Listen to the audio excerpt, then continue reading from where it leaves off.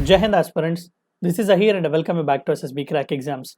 उत्तराखंड के मुख्यमंत्री ने उत्तराखंड लेजिस्लेटिव असेंबली में uniform civil code Uttarakhand 2024 bill introduce किया हुआ है।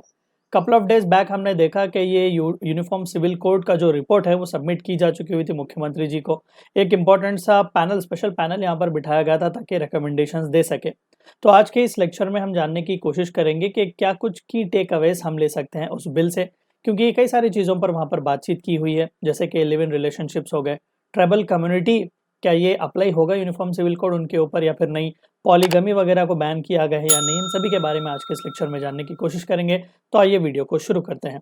तो रिसेंटली न्यूज़ चैनल में छाया हुआ था कि उत्तराखंड के मुख्यमंत्री पुष्कर सिंह धामी जी ने स्टेट लेजिस्लेचर में यूनिफॉर्म सिविल कोड बिल जो है वो इंट्रोड्यूस किया हुआ है।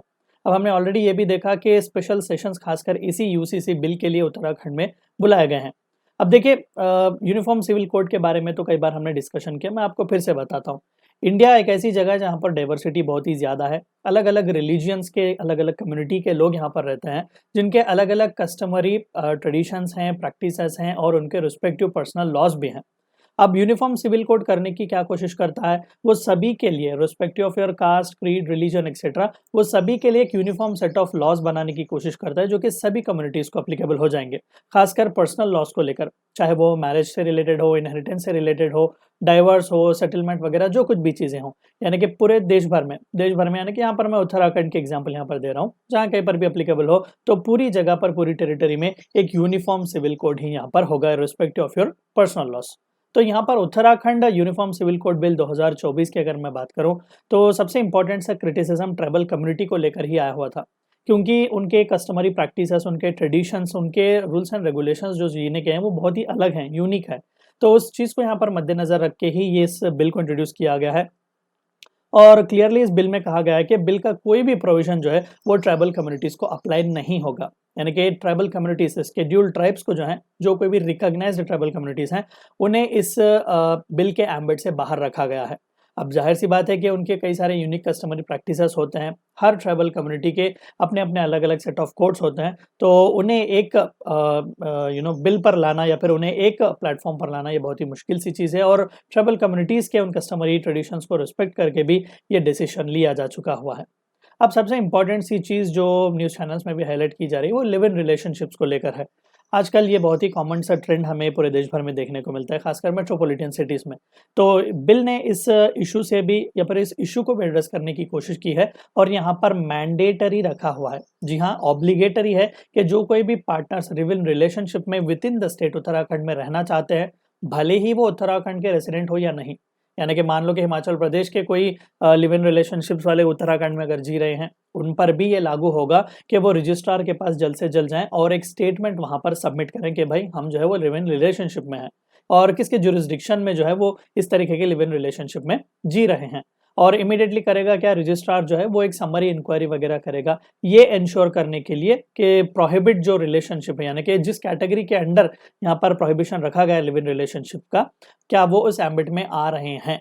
अब देखिए, यहाँ पर प्रोहिबिशन की जब मैं बात करूं तो यहाँ पर ये देखा जाएगा कि एटलीस्ट जो एक पर्सन है लिव इन रिलेशनशिप में वो माइनर ना हो, या फिर दूसरा कि एक पर्सन जो लिव इन रिलेशनशिप में है, दो में से कोई भी एक ऑलरेडी मैरिड है या नहीं।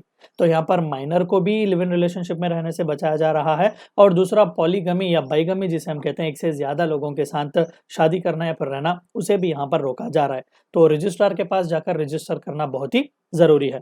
और ये भी यहाँ पर ऑब्लिगेटरी रखा गया है कि with in 1 month live in relationship अगर वो रहना चालू करे तो विद इन 1 मंथ उन्हें ये स्टेटमेंट सबमिट करना पड़ेगा। अगर वो नहीं करेंगे तो यहाँ पर इम्प्रिजनमेंट भी हो सकती है 3 महीने तक की, और 10,000 रुपए तक का भी फाइन उन्हें लग सकता है। और अगर वो अपने लिव इन रिलेशनशिप को टर्मिनेट भी करना चाहते हैं, तब भी वहाँ पर रजिस्ट्रार के पास जाकर उन्हें एक स्टेटमेंट सबमिट करना पड़ेगा कि भाई हम जो है अब एक दूसरे से म्यूचुअली टूट रहे हैं, यानी कि we are actually breaking up with each other. तो ये लिव इन रिलेशनशिप्स के बारे में इंपॉर्टेंट इन्फॉर्मेशन दिया गया है। अभी जैसे कि मैंने कहा कि बाइगमी, एक से ज़्यादा लोगों से शादी करना, चाहे वो मर्द एक से ज़्यादा औरतों से शादी करे या औरत एक से ज़्यादा मर्द से भी शादी करे, तो यहाँ पर उसे भी बैन लगाया गया है। सो अलग अलग कंडीशंस यहाँ पर भी प्रोवाइड किए गए हैं और इवन मैरिज रजिस्ट्रेशन के लिए भी जब आप वहाँ पर जाओगे तो एक कंडीशन रखा गया है कि नीदर ऑफ द पार्टी, चाहे वो मर्द हो या फिर औरत, at the time of the marriage उनकी ऑलरेडी स्पाउस नहीं होना चाहिए, यानी कि ऑलरेडी एक मैरिज नहीं होना चाहिए। उस तरीके के मैरिज को ही यहाँ पर रजिस्टर किया जाएगा, यानी कि पॉलीगमी या बाइगमी को यहाँ पर प्रोहिबिट किया जा चुका हुआ है। अब एज की अगर मैं बात करूं तो यहाँ पर हमने सोचा हुआ था कि शायद मेन और वुमेन दोनों को 21 साल का यहाँ पर बार रखा जाएगा, लेकिन ऐसा कुछ हुआ नहीं। तो अभी जो करंट नेशनल स्टैंडर्ड्स हैं, वुमेन के लिए 18 ईयर्स मिनिमम एज जो है मैरिज की और मेन के लिए 21 ईयर्स, उसी को यहाँ पर रिस्पेक्टिवली कंटिन्यू किया जा रहा है। अभी वेट करके देखना पड़ेगा कि डिस्कशन उत्तराखंड लेजिस्लेचर में कैसे होगा और पास होने के बाद किस तरीके से इसे अप्लाई किया जाएगा। तो ये थी चंद बातें आपको इस वीडियो में जाननी थी। वीडियो को एंड करने से पहले आप सभी को एक और बार याद दिला दूं कि एसएसबी क्रैक एग्जाम्स के पास एसएसबी इंटरव्यू से related full fledged online course available है।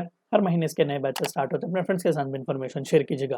We also provide you courses like NDA, CDS, AFCAT and warrior 10 is a code which you should use so that you get 10% discount.